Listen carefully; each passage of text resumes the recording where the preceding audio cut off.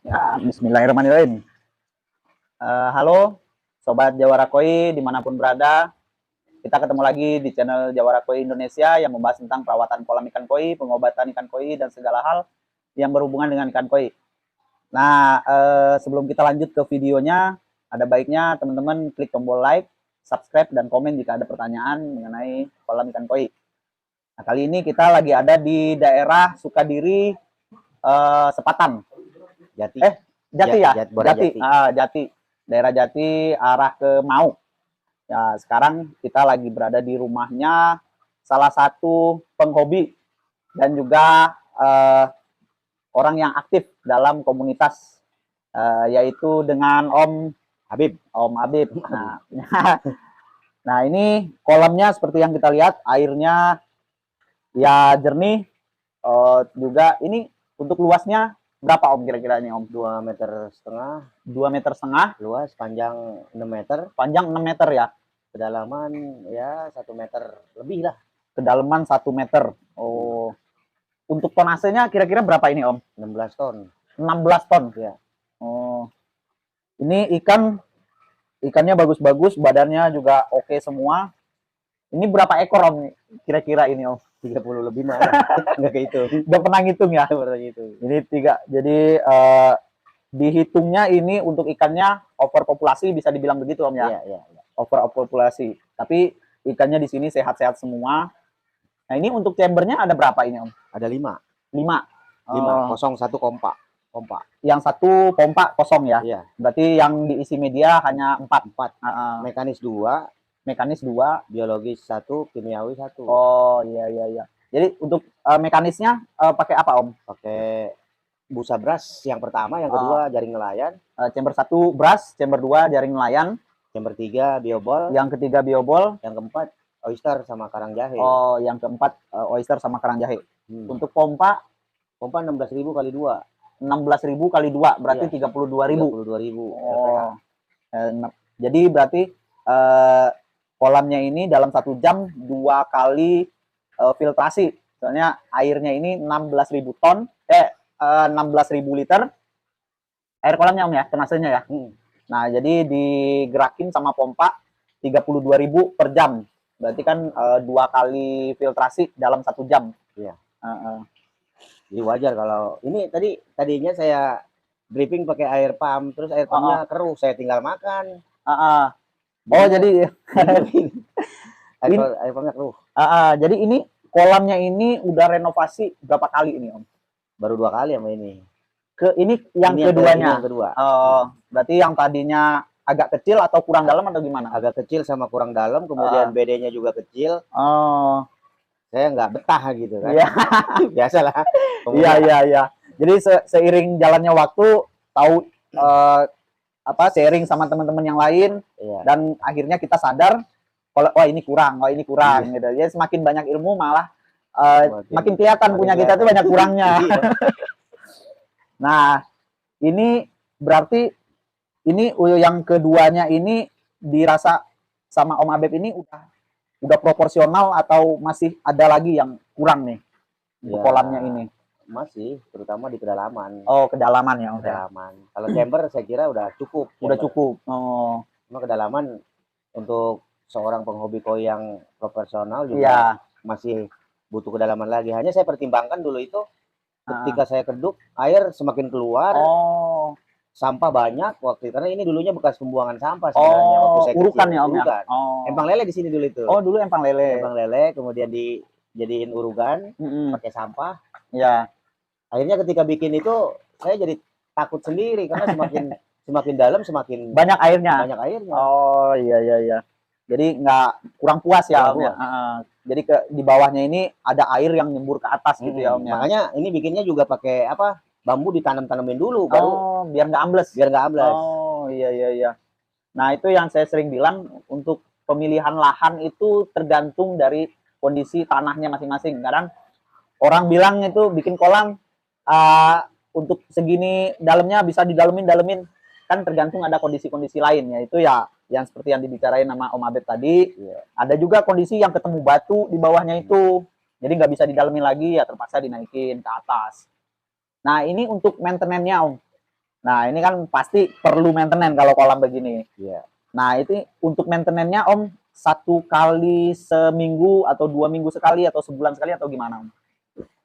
Biasanya 2 minggu sekali. 2 minggu maintenance. sekali. Kalau Oh. kuras chamber sih 1 bulan sekali. Chamber mekanis. Mekanisnya. Sekarang mau saya programin nguras chamber biologis sama kimiawi 3 bulan sekali. 3 bulan sekali. Masalahnya nggak pernah saya kuras, baru kemarin saya kuras, ikan lain kelihatannya. Apalagi ini nih. Ini akibat dari kimiawi sama biologisnya nggak pernah saya kuras, itu agak gatal-gatal, akhirnya putih dia badannya. Iya. Tapi setelah saya kuras kemarin, alhamdulillah gelagat ikan tuh agak baikan gitu. Iya. Jadi kadang filter biologis ini ya sesekali harus dibersihin juga Om ya, karena ada bangkai-bangkai bakteri juga di sana yang terjebak, disertai juga lumpur juga ada di sana, lumpur dari kotoran. Nah, sesekali ya harus kita bersihkan juga. Nah, jadi setelah dibersihin media biologisnya, ikan agak kelihatan tenang. Agak kelihatan tenang Om ya. Ikan sehat. Jadi untuk mekanis 2 minggu sekali. Untuk mekanis sebulan sekali. Oh, sebulan sekali. Iya. Mekanisnya, biologisnya 3 bulan sekali. Nah, ini berarti airnya ini jernihnya, bersihnya, ikan sehatnya ini tergantung dari maintenance-nya sendiri. Kita balik lagi, kolam ini ikannya nggak bakalan sehat, airnya nggak bakalan bersih tanpa maintenance dan didukung dengan media-media biologis atau media mekanisnya juga. Nah, itu maintenance-nya juga harus perlu. Nah, ini kira-kira kalau arusnya sama BD-nya ini berapa ini Om? Arusnya, kolom arusnya ini. LPH. LPH-nya? LPH-nya 16.000. Oh, berarti satu untuk waterfall. Yang satunya ini buat arus. Buat arus sama buat Venturi kemarin itu saya. Oh, pakai Venturi. Tapi karena ya itu dengan perkembangan waktu kita banyak sharing gitu. Iya. Akhirnya 16 LPH juga katanya udah cukup. Ini sebenarnya ada aerator di sini. Oh, ada aerator juga. Saya nyalainnya pas waktu malam aja, takut kekurangan oksigen. Iya. Karena kalau malam kan ikan berebut oksigen sama lumut. Iya. Kalau siang lumutnya ngeluarin oksigen. Iya. Berarti BD-nya ini ada berapa BD ini Om? BD ada dua. Satunya 3 in. Jadi yang satu 3 in. Satunya juga 3 in. Oh, 2 in 2 lubang ya? 3 in 2 lubang. Iya. Yang itu buat Venturi sebenarnya, buat skimmer, tapi nggak saya pakai, itu jadi BD akhirnya. Oh, iya. Yang di sana ya. Oh, skimmer ada 2 tadinya ya Om ya? Ada 2. Dan ini skimmernya langsung ke chamber 1?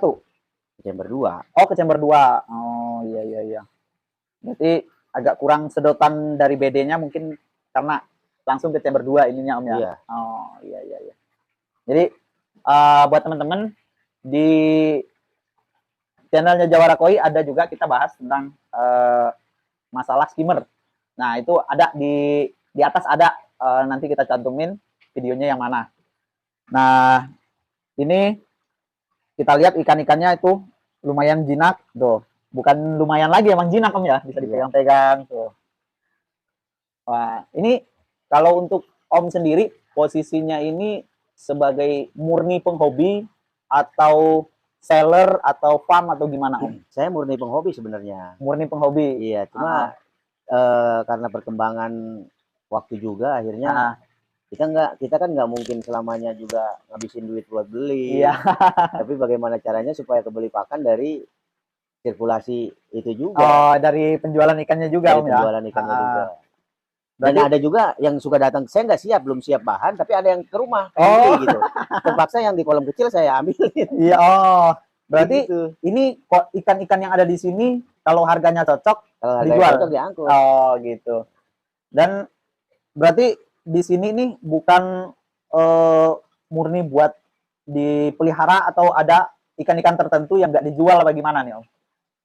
Ya, semuanya dijual. Kalau ada yang mau. Kalau harga cocok, semuanya dijual. Nah, ini kita lihat kualitas dari ikannya, badannya bagus. Ini paling besar ukuran size ikannya ini berapa nih Om? 65 ada nggak sih? 60. Lama saya nggak ukur. 70 BU mungkin kayaknya. 70 BU-an lah. 70 BU di bawah 70. Di bawah 70? Ya, di bawah 70 kayaknya. Saya nggak pernah ngukur itu. Ya, nanti sesekali kita bawa bak ukur ke sini yang untuk yang ukuran besarnya. Nah, ini sironya juga ini size-nya kayaknya 55-an. Tapi rata-rata di sini dari 35 sampai 45-an ya, Om ya. Cuman ada beberapa ikan yang memang size-nya gede dan ada yang kecil-kecil juga. Yang kecil mau saya pindahin, saya serok nggak dapet apa. Ya kalau untuk ukuran segini kolamnya ikannya kecil ya pasti susah buat nangkepnya. Soalnya lari ke ujung serokannya nggak nyampe. Ini di keunggulan dari kolam ini sendiri apa nih Om? Maksudnya untuk Beni kah atau untuk Suminya atau untuk apa nih karakter kolamnya sendiri? Yang pasti kan Om sendiri yang bisa lihat gitu. Kalau untuk Beni saya kira cepat juga. Cepet ya? Cepat. Cuma yang jadi pertanyaan saya mana ya? Ini tuh udah hampir ada 4 bulan di Siro. Iya, cuma Suminya belum kelihatan. Belum finish ya? Belum finish. Ini untuk Siro yang ini ya? Iya. Jadi mungkin ada karakternya yang nanti kalau Siro ini yang saya tahu itu ada beberapa dia ngejarnya ke size dulu biasanya. Ada yang ngejarnya ke Sumi dulu. Ada size kecil yang mungkin dia size-nya belum harusnya keluar Sumi, dia udah keluar duluan. Ada yang sampai besar, cepat gedenya, tapi masih pudar, masih tategoy lah ibaratnya bahasanya. Berarti di sini karakternya untuk yang Suminya lebih pekat atau ke Beninya lebih? Suminya lebih pekat. Oh, Suminya lebih pekat ya. Pakan warna Om pernah pakai atau tahu? Pakan warna dulu pernah. Tapi setelah waktu itu ngobrol sama Om Tole, saya bilang nggak pernah pakai pakan warna saya. Iya. Jadi ikan juga sering dipuasain. Saya udah dari situ nggak lagi pakai pakan warna. Tapi malah warnanya yang kita lihat nih, ya untuk Kohaku, Sanke sama Sowanya ada beberapa yang jos warnanya. Ya dipuasain biar tujuannya ini dia makanin lumutnya Om ya. Iya. Jadi lumutnya ini kan ada buat naikin warnanya lah gitu.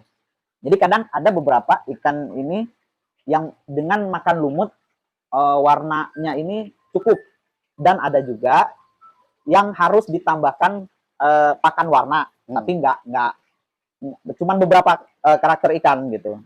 Jadi kalau ada yang dipuasain aja dia makanin lumut, warnanya bagus. Kok aku dulu pucat banget nih. Yang saya videoin pernah mau mati itu. Iya. Ini dia nih orangnya. Iya.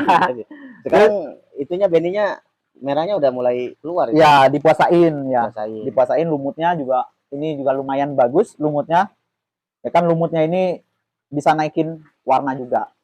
Jadi berarti ini Beninya ini dari lumut alami, dan untuk Suminya ini ya karena karakter dari airnya sendiri Om ya. Iya. Jadi bagusnya di sini ini karakter airnya ini mungkin rata-rata di Tangerang. TDS-nya tinggi kali ya? Ya mungkin rata-rata di Tangerang ini TDS-nya agak tinggi. Susah ya nyari TDS yang bawah kecuali air pump. Kalau air pump memang dari sananya emang udah disaring duluan. Saya malah dripping kadang-kadang pakai air pump. Kemarin ngobrol sama tukang pump, jangan Om, jangan di dripping, jangan dikasih air pump. Air pump itu kan udah pakai kaporit. Ya. Tapi kan saya udah sering banget pakai air pump. Jadi kalau untuk air pump ini nggak masalah sih Om. Kalau saya pribadi bilangnya nggak masalah. Tapi kalau saya saranin, kalau dari air pump masuk ke kolam itu langsung, kalau untuk kolamnya udah running kayak gini nggak masalah. Kalau untuk airnya misalkan kosong, lalu kita isiin air pump, ya adanya air pump kan nggak mungkin kita nggak punya sumur bor kan nggak mungkin kita ngebor dulu buat ngisi kolam. Jadi kita tambahkan biasanya itu karbon aktif, kayak areng gitu Om. Jadi air pump masuk ke karbon aktif, baru masuk ke kolam. Ya itu salah satu ngebantu ngurangin kaporit juga. Jadi karbon aktif ini dia nangkep zat-zat kaporitnya juga. Tapi kelemahannya itu dari karbon aktif ini perlu diganti. Jadi nggak selamanya bisa dipakai dia. Jadi jadi ada ada waktunya. Dia bukan dibersihkan tapi dibuang, diganti baru. Jadi itu yang bikin biayanya itu lebih bengkak jadinya. Soalnya harus diganti terus, ganti terus. Nah, saya rasa kali ini cukup buat review kolamnya Om Abed. Dan lain kali kalau ada kesempatan lagi kita akan review kolam-kolam Om Abeb yang lainnya, ada juga yang lain. Nah, tapi nanti. Nah, untuk sekarang kita sudahi dulu videonya, dan mungkin ada pesan-pesan dari Om Abeb untuk penghobi Tangerang, dan juga buat saya, dan juga buat yang lain, untuk para penghobi, khususnya daerah Tangerang lah. Coba Om. Untuk para penghobi khususnya daerah Tangerang, saya kira nggak salah kalau para penghobi itu misalkan banyak mengeluarkan uang, itu nggak salah saya bilang. Ya. Cuma tetap dikaji ilmunya, digali ilmunya supaya kita beli ikan juga tidak mubazir kan begitu. Iya, iya. Dalam pemeliharaan biasanya penghobi pemula itu ikan suka mati. Kenapa kok bisa mati sementara di kolam yang lain tidak? Iya. Makanya kemarin saya bilang semuanya harus mendukung sirkulasi airnya, filtrasinya, Ya. pompanya. Pompa besar kalau tidak didukung dengan filtrasi ya sama aja bohong Iya. gitu kan. Jadi semuanya mendukung. Makanya ukuran kolam itu ada di dalam diri kita sendiri, pemahaman kita sendiri. Ya. Kalau kita kurang paham, tentunya ikan banyak kekurangan-kekurangan, entah itu kematian, sakit dan lain sebagainya. Ya. Apalagi ketika kena curah hujan gitu kan, banyak ikan yang mati. Saya bukan cuma maintenance-nya saja, bahkan asupan pakan pun selalu saya kasih bawang putih, kunyit, susu beruang dan ramuan-ramuan lainnya. Itu yang membuat saya sampai sekarang pun masih terus pakai itu. Ya, ada satu lagi yang ketinggalan tadi. Om Abeb ini juga jual pakan ya Om ya, yang udah diracik ya. Itu dulu percobaan aja. Oh, percobaan. Oh gitu. Nah, ya itu saya rasa sih bagus. Yang males lah, yang males buat ngeracik sendiri. Yang ini Om Abeb juga ada. Dia juga ada yang yang udah diracikin lah gitu. Iya, dan itu juga saya rasakan di ikan itu kalau ada hujan, mau cuaca seperti apapun, ikan saya alhamdulillah sehat-sehat aja. Sehat ya Om ya. Ya, oke. Buat teman-teman, saya sama Om Abeb pamit undur diri dulu. Saya ingetin lagi buat teman-teman, diklik tombol like, subscribe, dan jika ada pertanyaan mengenai kolam ikan koi, tentang ikan koi, ditulis di kolom komentar. Jika ada kesempatan mungkin kita akan bikinkan videonya atau kita bikinkan tutorialnya. Nah, buat teman-teman yang bersedia kita kunjungi untuk direview kolamnya, untuk direview tokonya, silakan kontak nomor admin di 085274 737578. Oke? Sampai jumpa lagi di video berikutnya. Dadah. Dadah.